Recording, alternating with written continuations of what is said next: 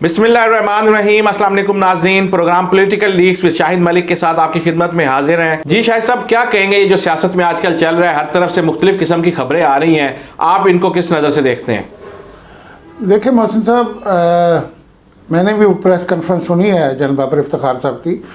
तो मैं समझता हूँ कि मैंने जैसे पहले कहा था, आपको याद होगा गुज़श्ता प्रोग्राम में, कि अगर अब डील होगी तो इस्टेब्लिशमेंट दलील होगी। तो शायद उसी चीज़ को मद्देनज़र रखते हुए जनरल बाबर इफ्तिखार साहब ने जब उनसे सवाल किया गया डील के हवाले से, तो उन्होंने इसको कैटेगोरिकली इनकार किया और उन्होंने कहा कि ऐसी कोई डील नहीं होने जा रही और ना कोई ऐसी ज़ेर गौर है। तो जो ये सवाल कर रहे हैं या जो ये क्या सराहियाँ कर रहे हैं, आप उनसे पूछें। तो मैं समझता हूँ कि जनरल बाबर इफ्तिखार साहब एक सीधे साधे शरीफ प्रोफेशनल आर्मी ऑफिसर हैं और बड़ी नपी तुली गुफ्तगू करते हैं।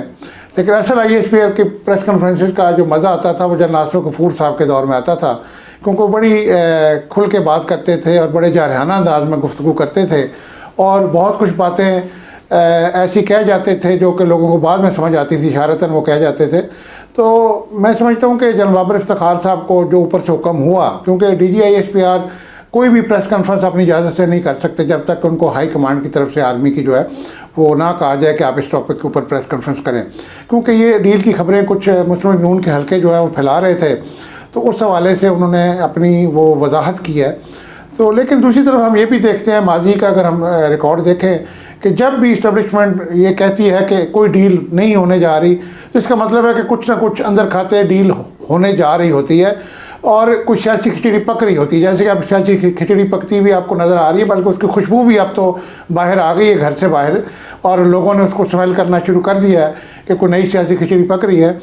अब जहाँ तक नून लीग की बात है, तो मैं समझता हूँ कि इस्टेब्लिशमेंट किसी भी सूरत में नवाज शरीफ साहब से डील नहीं करेगी। ये तो बात मेरी आप लिख लें और नोट कर लें कि नवाज शरीफ साहब से कोई डील नहीं होने जा रही। हाँ, अलबत्ता अगर डील हो सकती है तो पाकिस्तान पीपल्स पार्टी के साथ हो सकती है। अगर डील हो सकती है तो जनाब शहबाज शरीफ साहब से हो सकती है, PMLN की जो दीगर क़यादत है मुल्क में मौजूद, उनसे हो सकती है। डील हो सकती है तो चौधरी बरादरान से हो सकती है। डील हो सकती है तो चौधरी निसार साहब से हो सकती है। डील हो सकती है तो मौलाना फजल रहमान साहब से हो सकती है। तो ये जो डील का ये तासर दिया जा रहा है ना कि नवाज शरीफ साहब शायद इस वजह से कम बैक करेंगे और शायद उनको पाकिस्तान का चौथी मरतबा प्राइम मिनिस्टर बना जाएगा। तो ये डील, इस डील के ख्वाब देखने वाले अहमकों की जन्नत में रहते हैं। नवाज शरीफ साहब अभी फ़िलहाल यानी अगले 5 साल भी उनको कोई अहम ओहदा मिलने की कोई तवक्को ना रखे। हाँ, अलबत्ता मैंने जैसे कहा कि एक मखलूत हुकूमत बन सकती है जिसमें शहबाज शरीफ साहब को कोई अहम किरदार मिल जाए, बिलावल भुट्टो साहब को कोई अहम किरदार मिल जाए।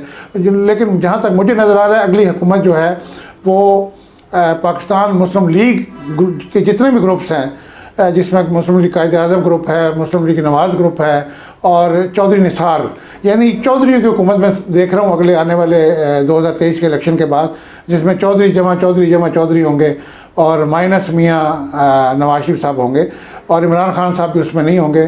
तो ये DG ISPR ने जो डील की कही, मैं उसको बिल्कुल कहता हूँ कि नवाज शरीफ साहब के साथ कोई डील नहीं हो रही। ये उनका बयान बिल्कुल उन्होंने सही बयान दिया है। तो बाकी जो है कुछ ना कुछ होने जा रहा है, ये नज़र आ रहा है। जी शाहिद साहब, आप जो पिछले कुछ दिनों से हमारे प्रोग्राम में बातें कर रहे थे एस्टेब्लिशमेंट की, डील की और हुकूमत के जाने की, तो अब हम देखते हैं कि बड़े बड़े पाकिस्तानी सहाफ़ी नजम सेठी साहब ने एक प्रोग्राम किया, वो भी इसी तरह की बातें कर रहे हैं। इसके अलावा साबिर शाकिर जो कि प्रो PTI समझे जाते हैं, उन्होंने तो यहाँ तक कह दिया कि पूरी की पूरी PTI को डिज़ोल्व करके कोई नई पार्टी बना लेनी चाहिए फॉरेन फंडिंग केस के हवाले से। इसके अलावा कामरान खान साहब जो आज पिछले कुछ अरसे से काफ़ी ज़्यादा सपोर्ट कर रहे थे इमरान खान को, वो भी अपने स्टांस से पीछे हटते नज़र आ रहे हैं। तो क्या ये सब इस चीज़ का अंदिया नहीं है कि ये सब डील कुछ ना कुछ चल रहा है और ये वो लोग हैं जिनकी बात काफ़ी ज़्यादा TV के ऊपर और मेन स्ट्रीम मीडिया के ऊपर मानी जाती है? जी बिल्कुल मोहसिन साहब, मैं भी देख रहा हूँ मीडिया के ऊपर आजकल पिछले 2-3 दिनों से ये जो मौजू है बड़ी अहमियत अख्तियार कर गया है फ़ॉरेन फंडिंग केस के हवाले से और इमरान खान साहब के घर जाने के हवाले से, और अपोजिशन के हल्कों में बड़ी खुशियाँ मनाई जा रही है। तो मैंने भी नजम सेठी साहब का तजज़िया सुना है और साबिर शाकिर साहब की भी वीडियो देखी है। तो मैं समझता हूँ कि नजम सेठी साहब ने भी बातें तो वही की हैं जो मैंने की हैं। ज़ाहिर बात है वो भी एक बड़े ज़हीन और बड़े हालात पे नज़र रखने वाले, और उनकी चिड़िया बड़ी मशहूर है जो चिड़िया घर से खबरें लाती है। तो उनकी, लेकिन मैं उनकी बातों से कुछ से इत्तफाक करता हूँ, कुछ से इत्तफाक नहीं करता। जैसे कि उन्होंने कहा कि इमरान खान साहब को घर भेजा जा रहा है, मैं बिल्कुल इत्तफाक करता हूँ। मगर उन्होंने कहा कि 6 महीने के लिए एक सेटअप आ रहा है कौमी हुकूमत की शक्ल में, मखलूत हुकूमत की शक्ल में, मैं इससे इत्तफाक नहीं करता। तीसरा उन्होंने कहा कि एक इलेक्शन जो है कबल अज़ वक्त होने जा रहे हैं। यानी ये जो उन्होंने 3-4 ऑप्शन दिए, इस तरह है जैसे कोई बंदा या डॉक्टर से या किसी हकीम से पूछे कि जी कोई कि बेटा पैदा होगा या बेटी पैदा होगी, तो वो कहेंगे जी इंशाल्लाह या बेटा पैदा होगा या बेटी पैदा होगी, और या फिर औलाद नहीं होगी। तो ये तो ज़ाहिर बात है, तीनों ऑप्शन नज़र आ रहे हैं। आपको एक ऑप्शन दें तो फिर आपकी वो हिकमत को या उसकी जो डॉक्टरी को सलाम किया जाए कि जी आपने कहा था बेटा पैदा होगा तो बेटा ही पैदा हुआ है। तो मैं समझता हूँ कि हुकूमत जो है वो अपनी PTI की जो हुकूमत है वो अपनी आइनी मुद्दत पूरी करेगी। ये मेरी बात नोट कर लें कि नए इलेक्शन 2023 में होंगे। इसके ऊपर नजम सेठी साहब को मैं चैलेंज करता हूँ कि इस बात पे मेरे से अगर मुनाजरा करना चाहें कर सकते हैं। इलेक्शन कबल अज़ वक्त नहीं होंगे, ठीक है। दूसरी बात, इमरान खान साहब को घर भेजने वाली वो बिल्कुल मैंने कहा है और मैं इस पर कायम हूँ कि उनको घर भेजा जाएगा अनटिल अनलेस के इस्टेब्लिशमेंट और इमरान खान साहब के दरमियान जो तनाज़ात हैं वो तय पा जाएँ और वापस वो एक पेज पर आ जाएँ। और जहाँ तक साबर शाकर साहब ने बात कही है तो वो मैं बड़ा हैरान हूँ उनकी वो सुन के कि जी फ़र्म फंडिंग केस में शायद पूरी PTI को नाअहल करने जा रही है इलेक्शन कमीशन। तो ऐसा नहीं है, ये उनकी ख्वाब ख्याली है और उनकी क्यास है, आराई है। क्योंकि इंसाफ का तकाजा यह है कि जहाँ जिसने भी फार्म फंडिंग केस में गड़बड़ की है सज़ा सिर्फ उसी को मिलेगी, नाअहल सिर्फ वो होगा। पूरी जमात को आप नाअहल नहीं कर सकते। इस तरह तो आप पनामा के अंदर अगर नवाज शरीफ साहब ने करप्शन की थी तो पूरी नून लीग भी उसकी जिम्मेदार थी, जो सब देख रही थी पनामा के अंदर क्या हो रहा है। और सब उसके बल्कि फंड फंडिंग में और मनी लॉन्ड्रिंग में बेशुमार लीडर जो थे वो पेश थे। तो क्या उनको नाअहल किया गया था? नहीं। तो इंसाफ का तकाजा यह है कि अगर फॉरेन फंडिंग केस में कोई चीज़ सामने आएगी तो मेरे ख्याल में इमरान खान साहब या जो तहरीक इंसाफ के सेक्रेटरी फाइनेंस हैं, मरकज़ी जो फंड्स को मैनेज करते हैं तहरीक के, तो वो लोग शायद देर अताब आएंगे। तो ऐसा कुछ नहीं होगा कि पूरी जमात को जो है वो नाअहल किया जाए।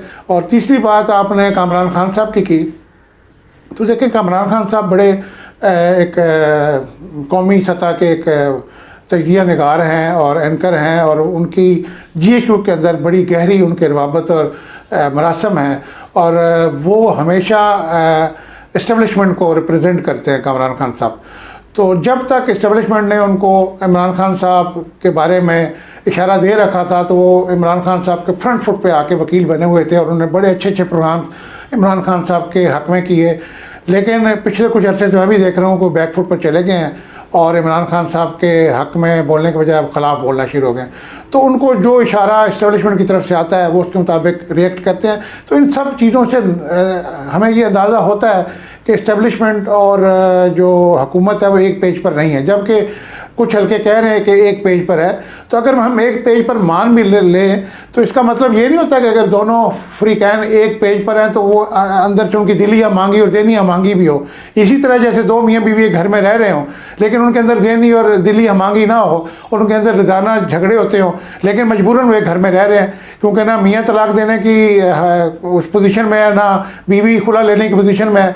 तो क्योंकि ऐसे रिश्ते होते हैं कि जिनकी वजह से उन्हें समझते हैं कि तलाक देने से बहुत से रिश्ते डिस्टर्ब होंगे, तो लिहाजा वो एक ही घर में गुजारा करते हैं। तो इसी तरीके से अगर ये एक पेज पर मान भी लिया जाए हुकूमत को और एस्टेब्लिशमेंट को, लेकिन अंदर कुछ ना कुछ दाल में काला ज़रूर है और कुछ ना कुछ खिचड़ी पकने जा रही है। और इस्टेब्लिशमेंट इमरान खान साहब से कुछ ज़्यादा कुछ नहीं है, और इमरान खान साहब इस्टेब्लिशमेंट को राज़ी करने की कोशिशें कर रहे हैं। और जैसे मैंने पहले कहा कि 3 महीने का जो टाइम कल इमरान खान साहब ने कहा कि मेरे लिए 3 महीने अंदर बहुत अहम है जिसमें हमने महंगाई को कंट्रोल करना है, तो बुनियादी तौर पर ये 3 महीने का टाइम उनको इस्टेब्लिशमेंट ने दिया है कि मियाँ इन 3 महीनों में खान साहब आप अपने मामला ठीक कर लें, अदरवाइज़ हमें मजबूरन आपको घर भेजना पड़ेगा। उन्होंने क्लियर कट इमरान खान साहब को ये कह दिया कबल अज़ वक्त, जिस पे इमरान खान साहब परेशान है। और अब इमरान खान साहब आपको 3 महीने में बड़े एक्टिव नज़र आएंगे, लेकिन जिस तरीके से जिन बुरानों में फंस चुके हैं उनसे निकलना बहुत मुश्किल है। और ये इम्तिहान है असल इमरान खान साहब की कायदाना सलाहियतों का, लीडरशिप सलाहियतों का।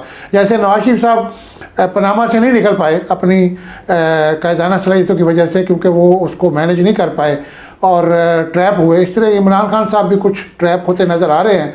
और बहुत मुश्किल ये मोजज़ा होगा कि अगर इमरान खान साहब इस बुरान से निकल कर अपनी आइनी मुद्दत 5 साल पूरी करे, और ये पाकिस्तान की तारीख में पहले प्राइम मिनिस्टर होंगे जो 5 साल पूरे करेंगे। लेकिन हुकूमत तो मैंने जैसे पहले कहा कि 5 साल पूरी करेगी और इलेक्शन अपने वक्त पे होंगे। जी thank you very much Shahid साहब। जी बहुत शुक्रिया मसलन। जी नाज़रीन, तो आप सुन रहे थे शाहिद साहब की गुफ्तगू। उम्मीद करते हैं आपको हमारा आज का ये प्रोग्राम पसंद आया होगा। हमारे चैनल को लाइक और सब्सक्राइब करना मत भूलिएगा। इसके साथ ही अपने मेज़बान मोहसिन मलिक को इजाज़त दें। आपसे मुलाकात होगी बहुत जल्द। अल्लाह हाफ़िज़।